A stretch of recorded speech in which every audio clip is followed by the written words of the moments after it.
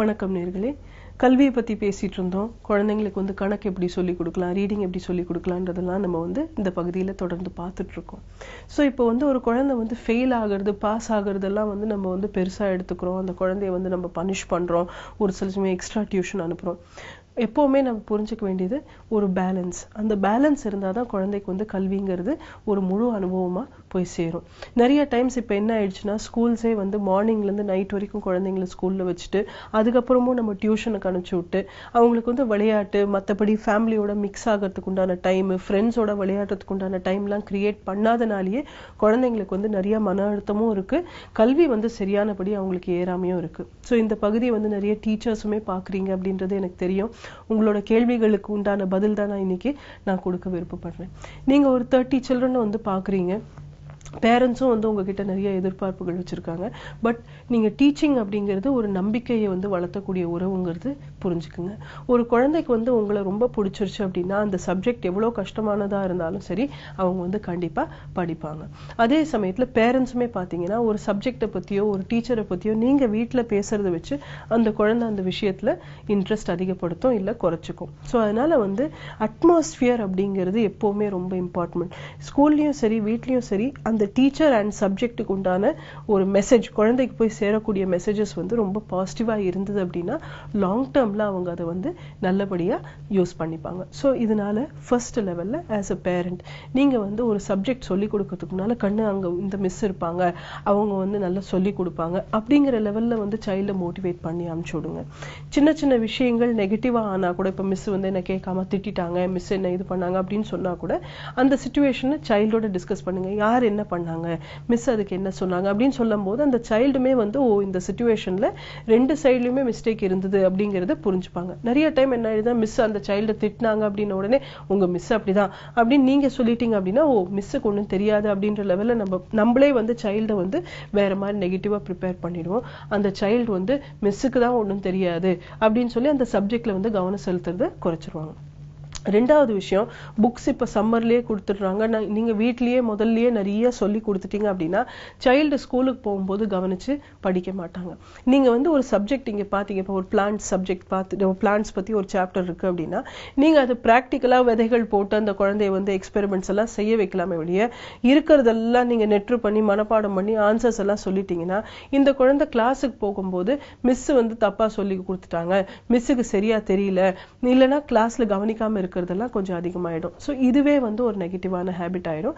நீங்க வந்து உண்மையில சைல்டை வந்து சப்போர்ட் பண்ணணும்னா மற்ற அடிஷனல் ஆக்டிவிட்டிஸ் மூலமா நீங்க செய்யலாமே வெளியே இருக்கிற டெக்ஸ்ட் புக்கோட கண்டென்ட்டை மட்டும் நீங்க வந்து அடிஷனலா அட்வான்ஸா சொல்லி கொடுத்துறாதீங்க.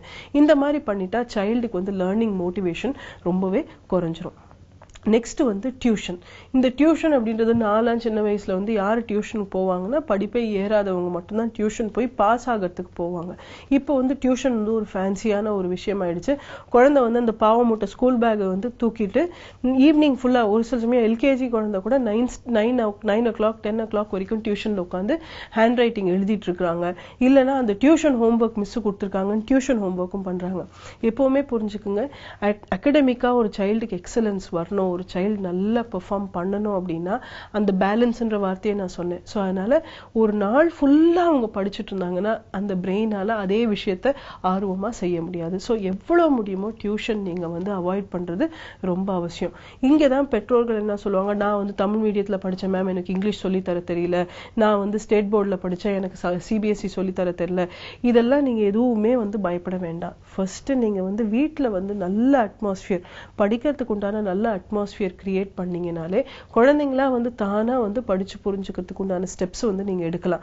வெறும் டியூஷன்ல போய் குரூப் டியூஷன்ல ஆக்சுவலா ஒரு லேர்னிங்குமே நடக்காது. நீங்க பாத்தீங்கன்னா சும்மா கொஸ்டின் ஆன்சர் அவங்க கேட்டு அனுப்பிச்சுடுறது, டெஸ்ட்டுக்கு ப்ரிப்பேர் பண்றதுக்கு மட்டும்தான் அது யூஸ்ஃபுல்லா இருக்குமே ஒழிய மற்றபடி யாரும் புரிய வச்செல்லாம் சொல்லி கொடுக்கறது கிடையாது. ஸோ ஆஸ் அ பேரண்ட் நீங்களுமே வந்து கொஞ்சம் சைல்டை வந்து டிக்ஷனரி யூஸ் பண்றதுக்கு ஹேபிட் செட் பண்றது இந்த மாதிரிலாம் கொஞ்சம் நீங்க டெவலப் பண்ணலாம். இது எல்லாமே கான்ட்ரவர்ஷியலான விஷயங்கள். ஏன்னா இது வந்து இவங்களுக்கு என்ன தெரியும், டியூஷன் சென்டர் போனாதான் குழந்தை டெவலப் ஆகும் அப்படின்றதெல்லாம் வந்து நான் நிறைய வந்து எதிர்ப்பு வந்து ஃபேஸ் பண்ணியிருக்கேன். பட் ஏன் இது நான் வந்து சீரியஸா உங்ககிட்ட சொல்றேன் அப்படின்னா குழந்தை வந்து சந்தோஷமா வளரணும். ஒரு சந்தோஷமா இருக்கிற குழந்தை எந்த விஷயத்தை வேணா படிக்க முடியும். மன அழுத்தம் இருக்கக்கூடிய குழந்தை எந்த சிச்சுவேஷன்லயுமே அடாப்ட் ஆக முடியாம கஷ்டப்படும்.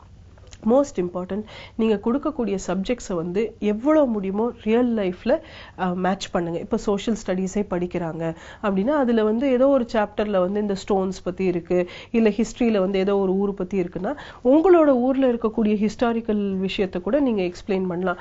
உங்கள் ஊருக்கு வந்து 100 வருஷம் தான் ஹிஸ்ட்ரி இருந்தாலுமே அங்கேயுமே ஒரு பழைய கோயில் இருக்கலாம், இல்லை ஏதாவது ஒரு கோட்டை மாதிரி இருக்கலாம், இல்லை ஏதாவது ஒரு ஹிஸ்டாரிக்கலாக ஒரு பர்சன் உங்கள் ஊர்லேருந்து ரொம்ப ஃபேமஸான பர்சன் இருக்கலாம். அதெல்லாம் கூட ஹிஸ்ட்ரி அப்படிங்கிறது சைல்டுக்கு கண்டிப்பா சொல்லி கொடுங்க. ஏன்னா எல்லாமே டெக்ஸ்ட் புக் லேர்னிங் மட்டும் இருக்கக்கூடாது. சைல்டுக்கு வந்து நிஜ வாழ்க்கையில எத்தனை அனுபவங்கள் வந்து ஸ்கூல் ஒர்க்கை வந்து சப்போர்ட் பண்ணுதோ அப்பதான் அந்த கல்வி வந்து முழுமையாகும். எல்லாருமே வந்து நெட்ரு பண்ணி மார்க் எடுக்கிறது, டெஸ்ட் பாஸ் பண்றது, எக்ஸாம்ல எக்ஸல் ஆகிறது மட்டும் ஹேபிட்ஸா செட் பண்ணிடாதீங்க.